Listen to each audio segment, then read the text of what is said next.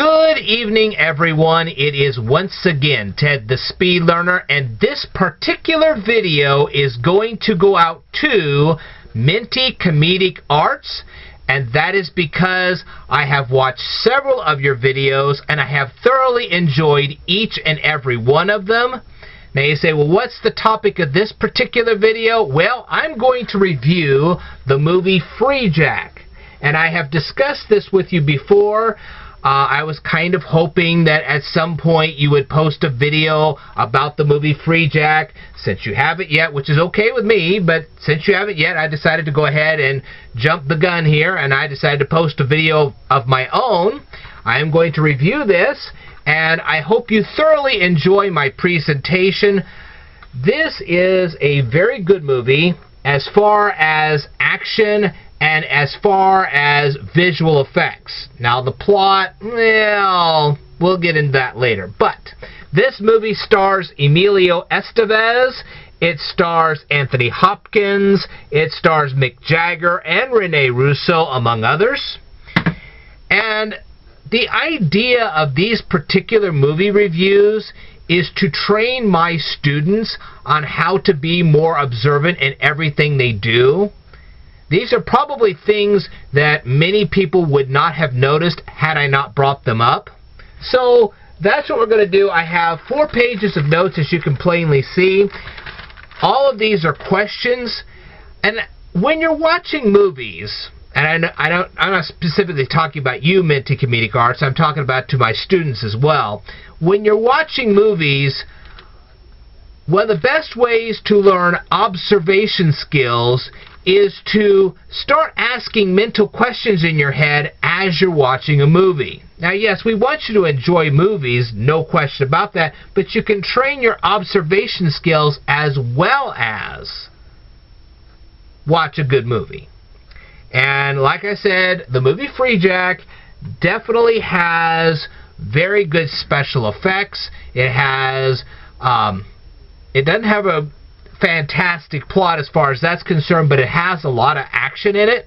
So if you're looking for an action-adventure flick, and you're also looking for a little bit of science fiction and good visual effects, this is the movie you want to see.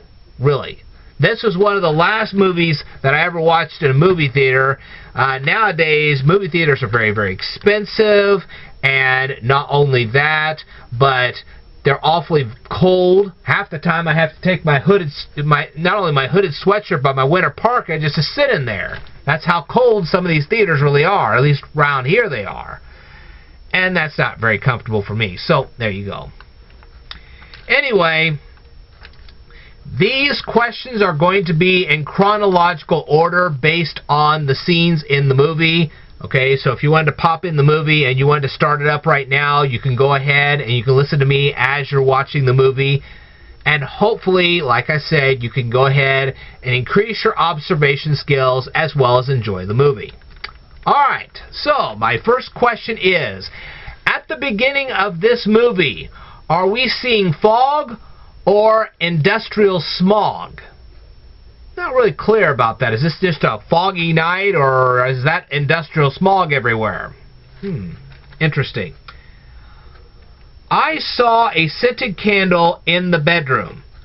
I wonder what scent that candle was. Of course, they never said. Okay. Now, why did Alex Furlong have to have so many alarm clocks? Is he that heavy of a sleeper, especially considering the fact that he's a race car driver? Really? Okay.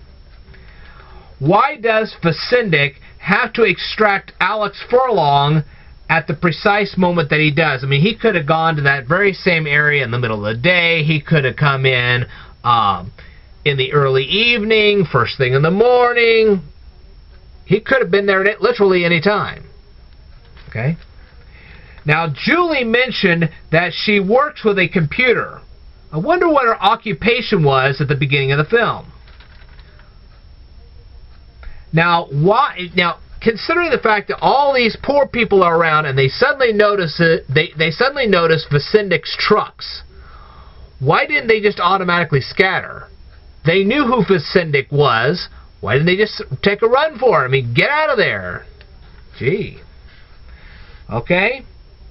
Now, why was the racetrack no longer in service? I mean, I would have thought after so many years they still would have maintained the racetrack. Would the racetrack go out of business or something? Who knows? Was the necklace that Julie handed Alex an heirloom? Pretty good question. Now, why were the medics in aluminum foil suits? I'd like to know that.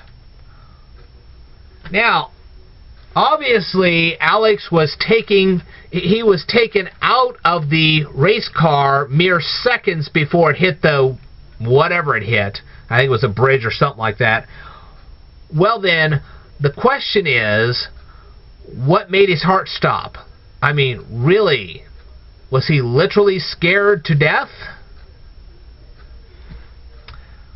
I guess we'll find out. Okay. Now, weren't all of Freejack's vehicles bulletproof? I mean, I understood the missiles and all, but aren't the vehicles bulletproof? Okay. And didn't Freejack give an order to all of his troops that they should be wearing body armor because it was such a dangerous area? Why weren't they wearing a whole bunch of body armor? They knew how dangerous that area was. Why not? Alright. Why would Alex hail a taxi if he didn't have any money? I mean, I'm guaranteeing you that he did not have any money in that race suit. How was he going to pay for the taxi cab ride?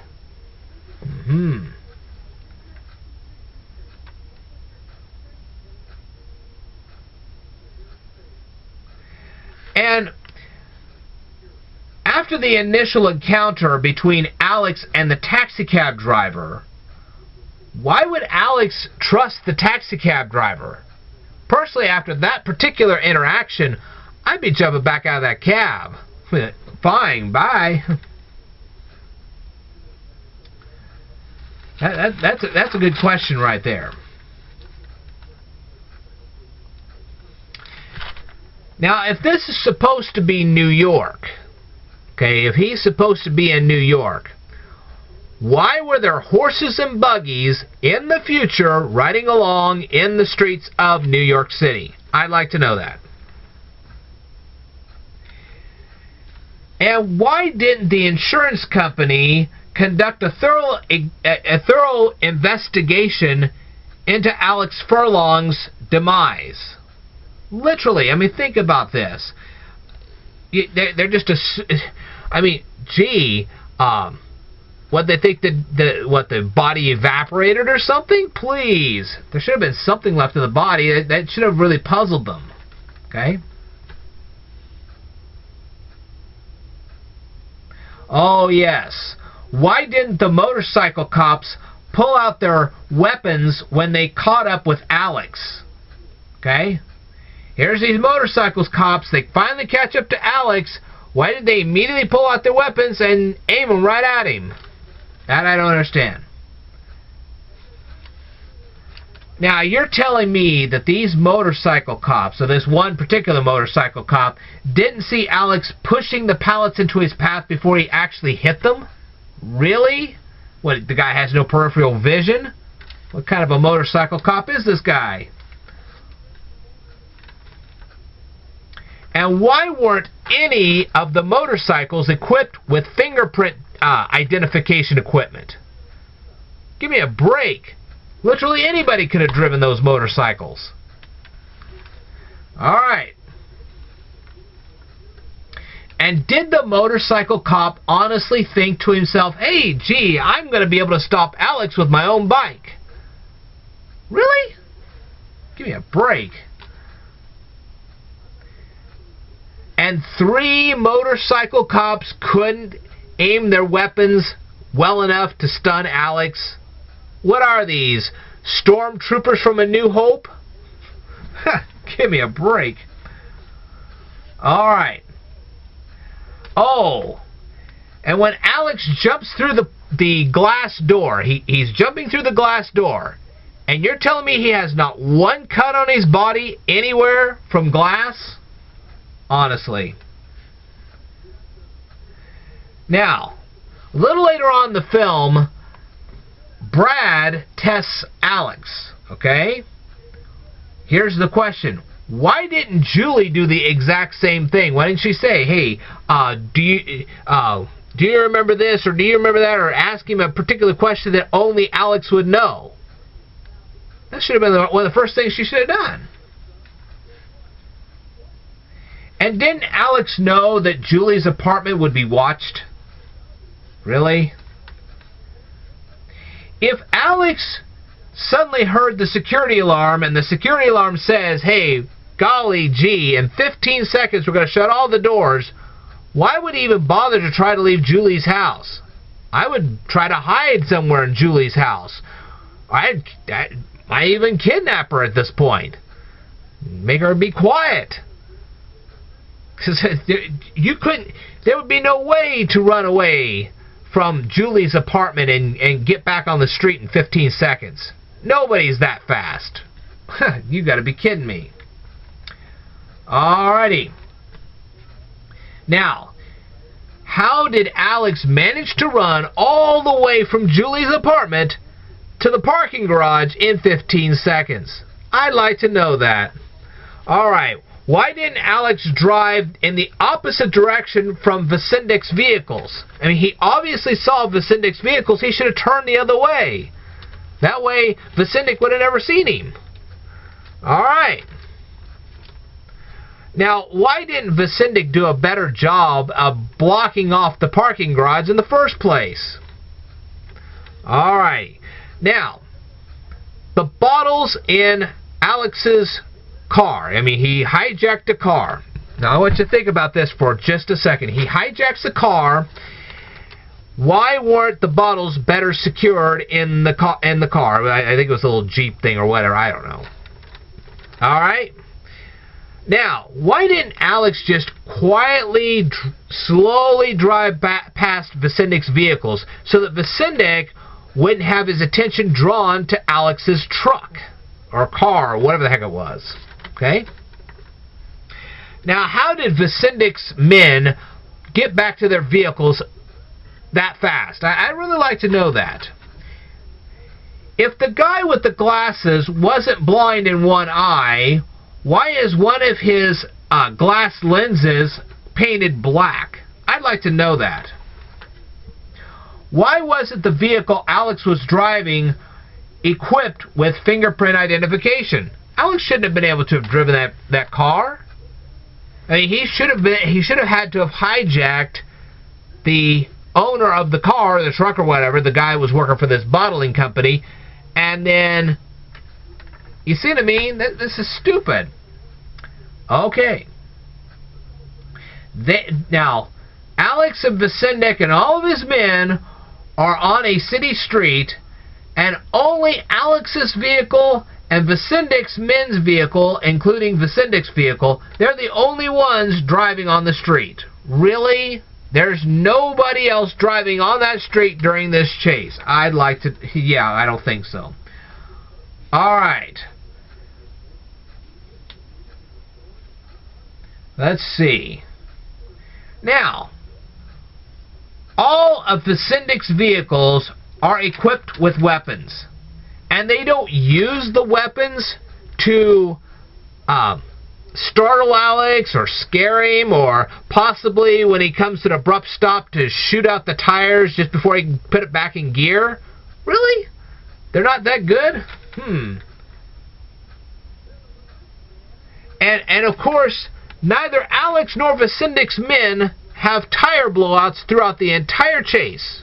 Right. Alright, and Vicendic didn't see the truck right away? Are you kidding me? You mean to tell me his attention was so much turned to Alex that he didn't notice the truck? You've got to be kidding me. Oh, and Alex somehow manages to not only survive the jump from the bridge into the water, but then he's able to miraculously swim from the water to a dock? Really? Alex must be one heck of an athlete. I don't think so. Alright. Now, Julie drives Alex to a club, and no one outside the club or inside the club immediately recognizes Alex, with all that media coverage on him. Really, I don't think so. Alright. Why would Alex put on a helmet? I don't understand that. And if he's going to go to the effort of putting on a helmet, why didn't Alex suddenly put on body armor to go along with it? Okay? Now, why did Vasindik take off his helmet? I mean, he is in pursuit of Alex. Why did he take off the helmet? How did Julie start one of Vasindik's vehicles without fingerprint identification? I'd like to know that. Alright. Now, I can only presume that the reason that the spiritual switchboard had four tunnels and 4 spherical objects is because they had 4 different clients. I would imagine that's probably what that was all about. But I was sitting there going, why 4 tunnels? I mean, gee. And why not more? I mean, what? Only 4 people could afford to do a freejacking? Really? And why did McCandless have to show Alex and Julie so much stuff before he finally came out and talked to them on the spiritual switchboard? I'd like to know that. Alright? And why did it take so long for Alex to realize that McCandless was stalling? Alex should have known that right off the bat. Honestly. What? Alex just believed everything that McCandless said to him?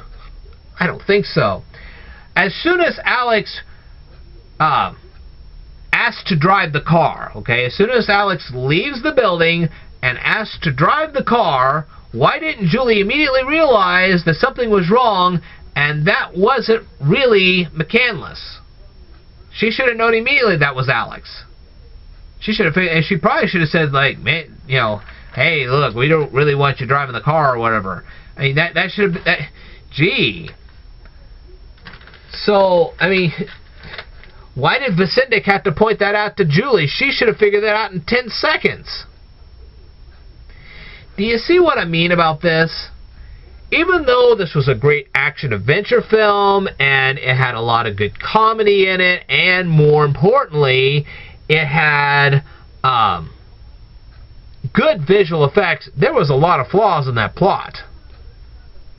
And I think I made 4 pages of it. Now, Minty, if you are still watching, and I hope you are, I hope you will take the time to watch the movie and see if you can pick up things that I didn't pick up myself. I'd like to see if you can do that. And the same challenge goes to all my students, if you actually watch the movie Freejack, and I hope you do, to see what other flaws you might pick up, questions you would want answered after watching a movie like this. So, anyway, that's my challenge to all of you. I want to thank you guys very much for watching this particular presentation. I will tell you more in a future video, so I'd like for you to stay tuned.